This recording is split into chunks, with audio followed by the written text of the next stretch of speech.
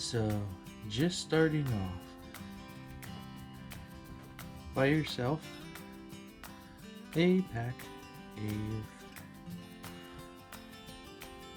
wide gap worm hooks. You can get these, it doesn't have to be this particular brand, it can be any brand. You just, if you're just starting out bass fishing and you just want to get out there and just want to catch a bass, get going with it, just make sure a number 4 size, you're going to catch pretty much any of the bass that you need. I think this pack of hooks cost just a couple of dollars or so. Well, there's definitely less than 10 bucks for the whole pack. I'll link everything down below with the prices, so that you can pick it up as well. You're gonna want a hook.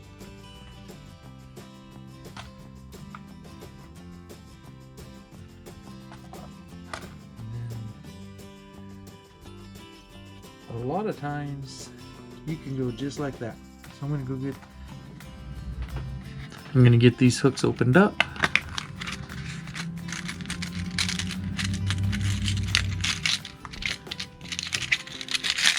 Let's grab one here. Okay, for this one,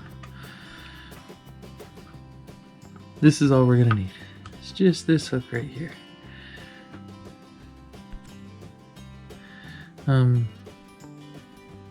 You can go out and you can buy a bunch of other stuff. You can buy a bunch of fancy stuff. You can go out and you can get yourself some frogs. You can go out and get yourself some topwater floaters. You can go out and get all kinds of fancy stuff. I don't have it all right here. Huh. But all we're gonna need is this number 4 wide gap hook, worm hook. So you're gonna put this one on my open face. Got some line right here. Unfortunately, you can barely see it with the GoPros. Let's see here. But with braid, you want to use double polymer knot. A double polymer knot is going to hold this on here forever.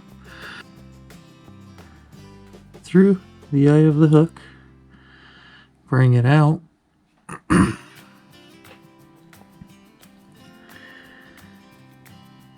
And then just do your basic overhand knot just like you would be tying your shoe. Let's stay in frame. Took it under once, took it under and through again. Take your big loop,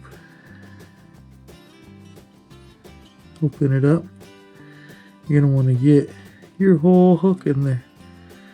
You're gonna take it, bring the hook up all the way around, and then pull it tight. Now, when you're pulling it tight the first time, if you try to pull both strings, it's hard. But if you pull the main line first, and it'll tighten that down, and then you can come back in and give your tag end a little tug, and then there we go. You're gonna take this part and you're gonna cut that part off.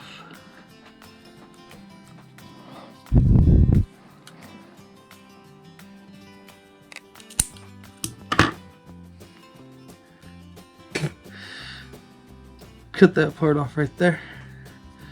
And then that's it. Straight to the line, straight hook.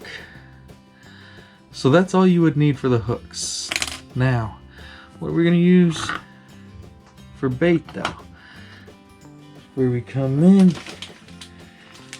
and number 1 bass catching bait is a plastic worm.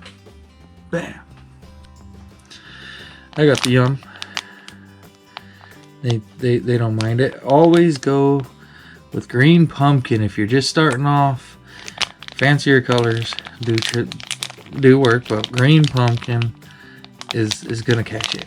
Now let's hook up this hook. Alright, got that pack opened and got my yum worm out. There's a couple ways to hook it up. We can take it and just go right through the top until it hits the bend. As soon as it hits the bend, hold it and just turn that hook, pop that hook out. Bring it all the way up here, all the way around. And then we want to pull it until it comes to that straight part of that hook. A little bit over that eye. And then I like to set mine next to the worm so I could see my hook needs to start to go in right there. Mark it with my thumb, bend the worm, put the hook in till it comes out, and keep it nice and straight right up against the worm. And then that's going to give you a really good weedless presentation. You'll be able to cast this right out. It's got a lot of movement and looks alive. The bass love it. I've caught a lot of fish this way. Caught pretty much 70%, 65 to 70% of my bass have came from this setup. Now, if this isn't catching them, there are special hooks for this next one, but you can go ahead with this number 4 wide gap hook. Wacky, just right here in the middle, just right through, right out the other side, right in the middle. Wacky as shit. When that goes down, it's fluttering. You can get it on the bottom, give it a little twitch, and it's got all kinds of action in water. So, 2 setups, right here, 1 hook straight to line. The pack of hooks, like I said, will cost you less than $10. Worm diggers usually less than $4.